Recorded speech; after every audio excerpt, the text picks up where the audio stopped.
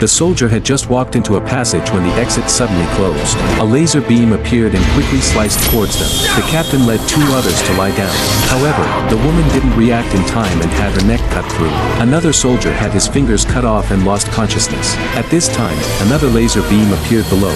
The soldier jumped up, but was scratched by the laser across his waist. The captain quickly grabbed an iron rod and jumped up, barely avoiding him. Then, another laser beam came towards him. The black guy got into a defensive position, but the laser turned into a net. At this time, the teammate finally turned off the defense system, but it was already too late. The captain had been cut into pieces. The outer door slowly opened and Alice immediately walked in, but when she touched the surrounding transparent glass. However, at this moment the door closed again. Before Alice could react, a blue laser being shot directly at her. Alice immediately grabbed the seat. The laser only cut through her skirt. Then she jumped back to the ground.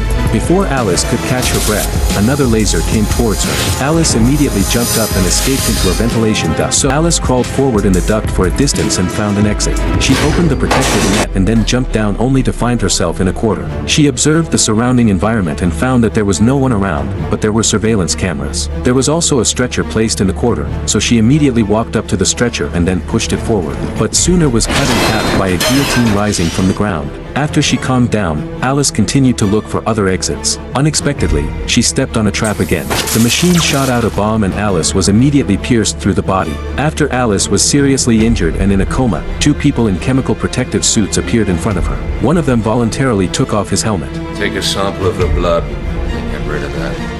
In a small wooden house, the floor in the room immediately split in two. Then two scientists emerged from below carrying Alice's body. When the two scientists walked quickly outside the small wooden house, they soon reached the place to dispose of the body. The two immediately threw Alice's body down. In this ditch, there were actually piles of Alice's bodies. It turned out that Alice was a clone.